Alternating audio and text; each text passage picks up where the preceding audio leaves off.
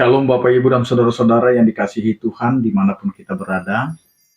Dalam memperingati hari kematian Yesus Kristus atau sering disebut juga dengan Jumat Agung, marilah kita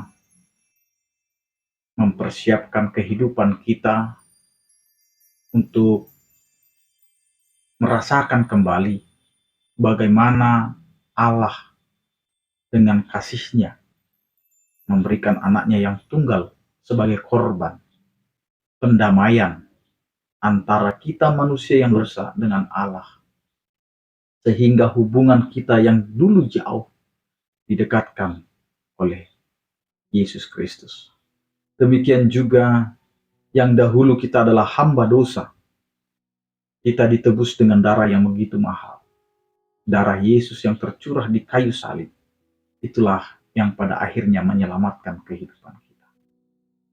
Kepada seluruh umat percaya kepada Yesus Kristus, selamat memperingati hari kematian Tuhan kita Yesus Kristus atau Jumat Agung, sehingga kita kembali merenungkan bagaimana pengorbanan itu menjadi sukacita bagi kita semua. Karena itu, kita akan mendengarkan firman Tuhan, kita mempersiapkan hati pikiran kita bersatu di dalam doa. Kasih karunia dan damai sejahtera dari Allah Bapa kita dan dari anaknya Tuhan Yesus Kristus menyertai kamu sekalian. Amin.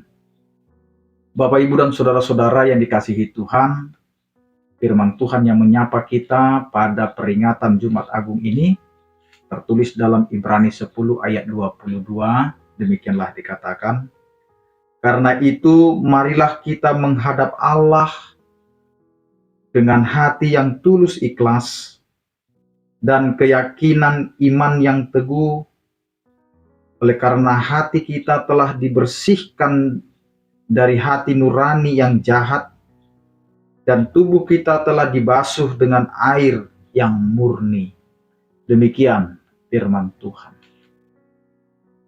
Bapak, Ibu, dan Saudara-saudara, peristiwa kematian Yesus adalah peristiwa mengenang kembali bagaimana kita, manusia ini yang hidup di dalam keberdosaan, hidup di dalam ketidaksetiaan, hidup di dalam pelanggaran itu yang seyogianya kita ini hanya mementingkan apa yang kita pikirkan dan apa yang kita sedang jalani.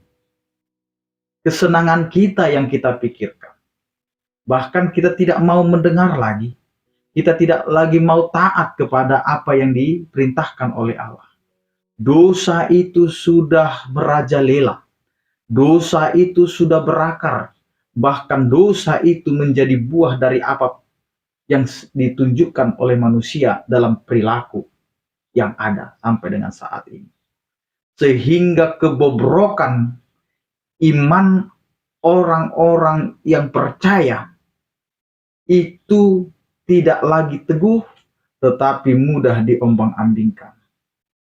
Maka disinilah Bapak, Ibu, dan Saudara-saudara, di dalam memperingati hari kematian Yesus, kita mau melihat kembali sesungguhnya kematian Yesus itu menegur kita, menyambut kita, menampar kita, bahwa ini adalah peristiwa di mana seorang yang tidak bersalah harus dijadikan bersalah. Seorang yang tidak pernah berdosa harus menjadi berdosa, meskipun dia tidak pernah melakukan dosa. Maka disinilah Bapak, Ibu, dan Saudara-saudara, kita mau melihat kembali begitu sakitnya, begitu menderitanya Yesus. Dia menanggung dosa saya, dosa kamu, dan dosa kita semua. Ini adalah suatu peristiwa di mana kasih Allah itu dinyatakan dengan tidak menghilangkan keadilan itu. Tidak menghilangkan yang namanya keadilan. Di mana Allah akan selalu menghukum orang yang melakukan pelanggaran. Tetapi untuk menyelamatkan kita, Dia rela menyerahkan dirinya untuk menerima ganjaran atau sanksi daripada dosa itu. Karena itu Bapak, Ibu, dan saudara-saudara, karena apa yang dilakukan oleh Allah kita, menebus kita, mengasihi kita, meskipun kita di dalam keberdosaan kita. Dengan itu mari kita berefleksi kembali, merenung kembali apa yang sebenarnya Tuhan inginkan dalam kehidupan kita. Dengan memperingati hari kematian Yesus Kristus, maka firman Tuhan ini berkata kepada kita, karena itu marilah kita menghadap Allah dengan hati yang tulus, ikhlas, dan keyakinan iman yang teguh. Dengan hati yang tulus, ikhlas, dan iman yang teguh. Ini mau mengatakan kepada kita, Bapak, Ibu, dan saudara-saudara, membuka hati kita dari pemahaman lama, dari perasaan yang lama, menjadi perasaan yang baru, yaitu tulus, ikhlas. Kita harus berubah kembali ke jalan Allah. Karena kita ini adalah imago Dei, gambar Allah yang begitu baik dan sempurna. Ketika jatuh ke dalam dosa, maka kita telah jatuh ke dalam rusaknya ciptaan. Maka Allah ingin kita kembali menghadap kepada Tuhan, menghadap kepada Sang Pencipta, menghadap kepada Sang Pemilik kita, yaitu dengan ketulusan dan keikhlasan. Dan tidak hanya dengan ketulusan dan keikhlasan, tetapi dengan iman yang teguh. Ini yang menjadi bagian kehidupan kita yang diinginkan oleh Tuhan. Iman teguh. Tidak terombang-ambing, tidak tergoda, dan tidak akan masuk ke dalam cobaan-cobaan dunia. Kita bisa saja ditawarkan dengan segala macam yang bisa menggoda kita. Tetapi ingat, kita harus kembali kepada Allah. Kita harus mengingat kembali bahwa dosa kita sudah ditanggung. Dosa kita sudah diambil alih oleh Yesus Kristus. Maka jelas apa yang dikatakan oleh firman Tuhan. Hati kita yang dahulu jahat dibersihkan. Pikiran kita yang dahulu jahat itu dibasuh bersih dengan air yang murni. Tidak ada yang mengakibatkan ternoda atau berdosa. Karena itu Bapak, Ibu, dan saudara-saudara, yang bisa membersihkan kotoran adalah air yang bersih. Tidak mungkin kita mengelap lantai yang kotor dengan sapu pel yang kotor. Maka kita harus mencari yang bersih, yang tidak bernoda. Karena itu disinilah Bapak, Ibu, dan saudara-saudara, pribadi Yesus Kristus yang suci itu dipersembahkan, dikorbankan, dan ketika darahnya tercurah, disinilah kita dimurnikan, disinilah kita ditebus, disinilah kita dibayar lunas, dan kita yang dahulu adalah orang berdosa, yang adalah hamba dosa, hamba iblis, hamba daripada kejahatan itu, Tuhan ambil, supaya kita tidak lagi di bawah kekuasaan iblis, tetapi kita harus tunduk hanya kepada Allah. Karena itu Bapak, Ibu, dan saudara-saudara, dalam menjalani kehidupan ini, maka Yesus itu adalah jalan keluar kita, jalan satu-satu kita untuk menuju kepada Allah Bapa. Karena itu Yesus berkata, tidak ada seorang pun yang bisa sampai kepada Bapa kalau tidak melalui aku. Karena itu, kembalilah menghadap kepada Allah kita, menghadap kepada Tuhan Sang Pencipta itu, dengan tulus, ikhlas, dan iman yang teguh. Jangan pernah terganggu dengan apapun. Jangan pernah terhanyut dengan tawaran dunia.